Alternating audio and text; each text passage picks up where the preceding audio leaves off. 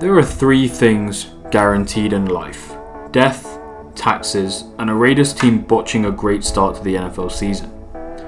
As we begin to wrap up week 14, that's exactly where we find ourselves, with the Raiders, a highly touted playoff team just 4 weeks ago, prior to the Kansas City game at 6-3, now find themselves 7-7, looking on the outside in for the wildcard slot. For all intents and purposes as well, they really should be 6-8 if the Jets didn't decide to hand them the game on a silver platter 2 weeks ago. For this video, I want to take us back to the 44-27 blowout against the Colts, after which the Raiders' DC Paul Guenther was fired. Probably one of the least expected and more obscure firings this season, especially because I think people are just waiting now for Adam Gase's timer to eventually run out. How it's lasted even 14 weeks, I have absolutely no idea. But I wanted to look at some of the numbers behind this Raiders defense and what the nail in the coffin was in this game that led to Guenther packing his bags, both on the defensive side but also on the Colts offensive side as well. There are three broad points that I think really won this game for the Colts offensively and lost it for the Raiders defensively. So to draw an initial picture of the numbers, the Raiders defense have been very poor. They now officially rank per lineups.com as the worst defense in the league. They've given up the most points to offenses, the most first downs, the second most yards, and the highest percentage of drives ending in a touchdown, and then in the breakdown the fourth most passing yards and the fifth most rushing yards. The Raiders defense are a unit that don't appear to have any strong asset that they can rely on, and because of this, when you attack them, you have over a 50% chance of scoring a touchdown, purely based on the stats. It's not like the Browns that have a great pass rush, a great run defense, but an abysmal secondary.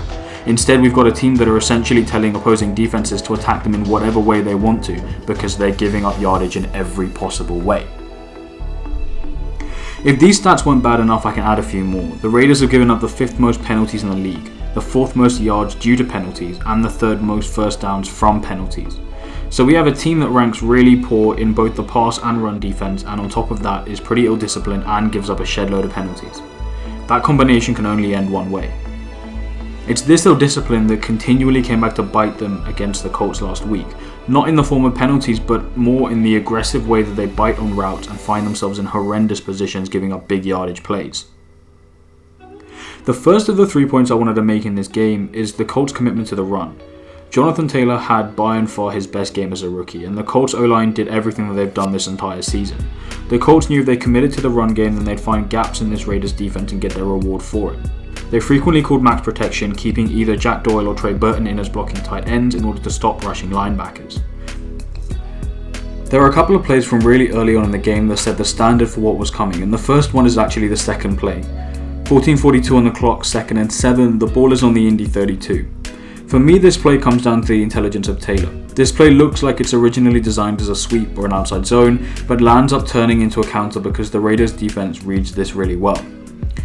Pretty soon after the snap, the linebackers and defensive line pick up where this play is going and completely shut off the opportunity for the outside zone run.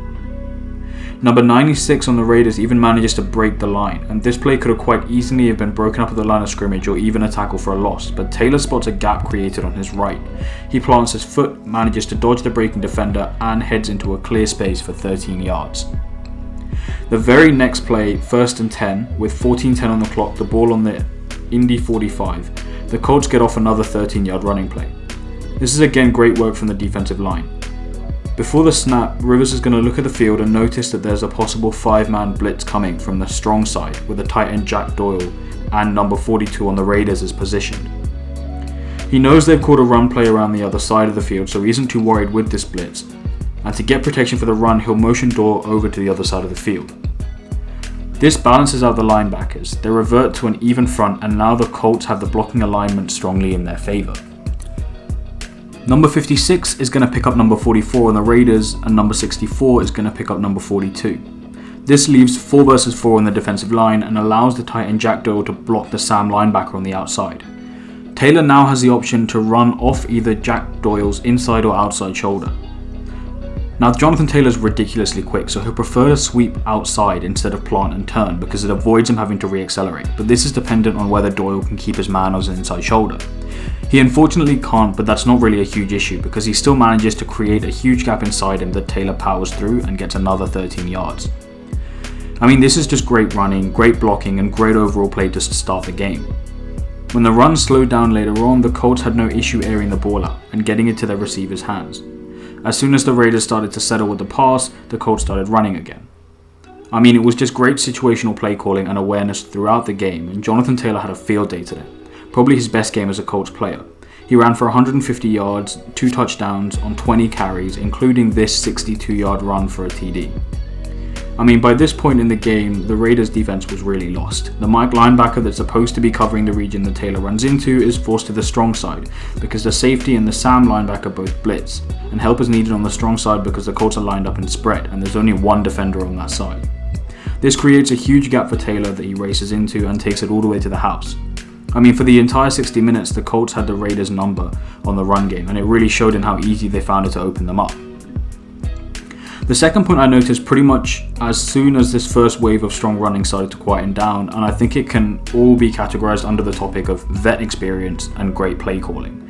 The two guys that really personify this on the Colts side are Philip Rivers and T.Y. Hilton. The experience that these guys have, understanding defensive setups, safety and cornerback tendencies, and how to exploit these is really second to none, and it caused a huge amount of problems for the Raiders this entire game. I want to go through just a few of their plays and show you exactly how their experience really opened up the Raiders' defense. So this play is from the first quarter. We have 1-2 personnel, and Rivers is going to see a cover 1 setup and what looks to be off-man coverage on the strong protection side, so the lower side, and press man coverage on the weaker side. We've got 2 Raiders defenders here that are 6 to 8 yards behind the line of scrimmage, and they have their eyes on the 2 tight end lined up here. Rivers also sees that the safety is deep and is lined up towards the weaker protection side, most likely to give support to the corners for the 2 receivers here, given that they're the speed guys on this play. If either of them are running seam routes, then the safety Jonathan Abrams knows he needs to help out his corners. Given all this information, Rivers knows that his receivers on the weak side are going to be tough throws because he's expecting extra protection, and when you watch this throw, you don't even see his head position look in that direction of the field. Instead, he's first looking down the middle or slightly to the left. He's looking to check that he's got the coverage read right. The idea behind this play is to occupy these 2 defenders playing man on the strong side, and they do this in a really smart way. The inside tight end Jack Doyle is running a curl inside, which pulls his defender to the middle of the field. The second tight end Trey Burton is running another curl route, but this time to the outside shoulder of his defender. His main priority is to keep this defender on his inside shoulder because this opens up space for Jonathan Taylor, who's running a wheel route and finds himself in wide open space. This is great work from Rivers. You're going to see him say something to Taylor just before the play is run, most likely telling him to run the wheel. Rivers knows as long as he's got his defensive read right, then Taylor should be free if he runs to the outside. Rivers also utilizes pre-snap motion as much as any quarterback I've ever studied, and it helps him diagnose defenses straight away. In this play, he's motioning Michael Pittman across the field, and when a defender follows, he knows that he's got man coverage. In this case, it's cover 2 man. There are a couple of things about this play that make it successful. The first is the rub concept at the top of the field. Looking at the pre-snap defensive setup, Rivers is probably expecting a blitz, and if this is true, he knows he has to throw hot. Basically, a short, quick throw to the receiver before the defense outmans the offensive line and gets to the QB. The way they get this route run is through the rub concept. Both Pittman and Doyle are running slants initially, but Pittman delays his to run on the inside of his tight end. This causes the defenders to collide with each other, and immediately Pittman has separation to take the catch. From the moment this play starts, the DBs are playing catch up with their receivers. The other major proponent of this play success for me is the play calling here. When the ball is thrown to Michael Pittman, the middle of the field is wide open, and this is because the Colts spread the field so well. Jack Doyle at the top of the field is actually running a double move. He runs a slant inside before heading back out, dragging his defender and a deep safety with him. The running back Hines is running a wheel route, which again takes another defender from the middle of the field. On the weaker side, the 2 receivers are running deep routes, taking their corners with them and also dragging the second deep safety. This completely clears the middle of the field, and because Pittman already has separation from the rub, this is an easy completion for Rivers. This is what quality play calling looks like, an understanding of what defensive setups look like and how to exploit them, even when there's a chance of a pressure from a possible blitz. We're talking about vet experience, and it'd be wrong if I didn't give T.Y. Hilton some love here. The Colts are lined up trips right with what looks like a cover 3 defensive setup from the Raiders. T.Y. Hilton is lined up at the top of the screen, and he's basically running straight into Trayvon Mullen's zone, so he lands up being his responsibility. Hilton's going to run a corner route, but watch carefully when he makes this turn. Throughout the initial phase of this route, Hilton is constantly trying to give the impression he's running a go straight down the field, and by showing outside leverage, this looks like the direction Mullen's trying to push him into as well. Partly because he's got another safety to help him out inside, but also maybe because he's hoping to undercut the route for an interception. Just before he makes his turn, Hilton takes a huge step left, and this is where Mullen bites. Mullen's a second-year corner, so in the grand scheme of things still very inexperienced. As soon as he bites on the go, he's flat-footed, and Hilton has enough separation to make this completion. Rivers is also just waiting for this. The crossing route from Pittman is his check-down read, but he's fully expecting and waiting for Hilton to get this separation. This is the 3rd and 8 play, so the only role for the DBs is to contain. I think Mullen was too aggressive here when he bit on the fake, and he didn't really need to be. If he wasn't flat-footed, there's every chance he breaks up this throw and keeps the Colts to a field goal, because the separation really wasn't a lot, it was just enough. But he gets a little too overeager here, and that lands up costing him. The third and final point I wanted to make about this game was the inexperience and predictability of the Raiders' defense. Just taking the first half, I think I counted about 4 or 5 different defensive setups, which isn't really giving Rivers and co a huge amount to think about. The way in which they ran these coverages as well really had me scratching my head trying to figure out why. So I want to go through 3 plays and show you the issues I found with them. Now it's worth saying here that these plays weren't actually successful, but it's a problem for the Raiders, and it shows how easily they can be read and how quickly teams can pick up on what they're doing. The concept I saw far too many times happen in the middle of the field. On all these 3 plays, the Raiders begin by showing a cover 2 setup, and after the snap they convert into what's called cover 1 robber, where essentially one safety will head back to guard any deep routes and the other safety presses forward to help assist for any in routes. So as a defensive play call, there's nothing actually wrong with this. I like disguise coverages because it separates the elite receivers and QBs from the rest. It tells you who's able to read and adjust to coverages in real time and run routes correctly in order to find space. But when the opposing team can spot your disguise, it doesn't become a disguise anymore. Cover 2 zone is now read as cover 1 robber, and because of this, when we get to the 3rd play where this is run, Rivers knows exactly what's coming. He sees the corner playing outside leverage on T.Y. Hilton and is now fully expecting the safety to either come down the field or not move backwards in order to help the corners. If he does this, then he knows Hilton has the pace and leverage to get in front of his corner and into open space. This is exactly what happens. Rivers makes the throw, but unfortunately it's dropped. If Hilton doesn't drop this, it's an easy touchdown, and it all comes about because the Colts have already seen this play twice.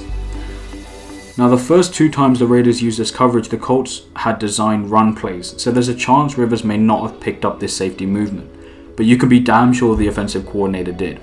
The second time he saw this play was the very last play just before this one. So the moment he saw a similar initial positioning, I'm sure he was telling Rivers to keep an eye out for the robber. That's what I saw in this game, and that ultimately were the reasons I think the Raiders defense really struggled. I mean, these guys are also really inexperienced. Jonathan Abrams had a tough game. Similar to Trayvon Mullen, he likes to play aggressive, and unfortunately this comes back to bite them both sometimes when they give up big plays. Most common defenses are built as bend but don't break systems, but Paul Guenther turned this into a break but don't bend, and that's a huge issue. I hope they bring someone in like Wade Phillips, who's apparently being considered for the role. Short of Bill Belichick, Phillips is one of the best DCs you could ask for, and what he did with the Rams 2 years ago shows you he's still got it. He's the perfect guy to start bringing some structure and experience to this defense, and boy do they need it. The Raiders unfortunately are back to where they were last year, looking on the outside in. Consistently drafting starters hasn't proven to be the great success they hoped it would be.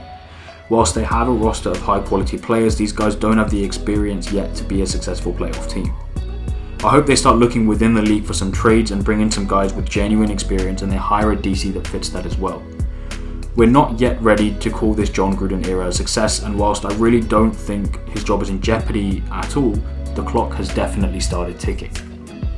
Thanks for watching this episode. I try to put out an episode similar to this, analysing games once a week, so if you enjoyed the content, don't forget to like, comment and subscribe. Until next episode, that's a wrap.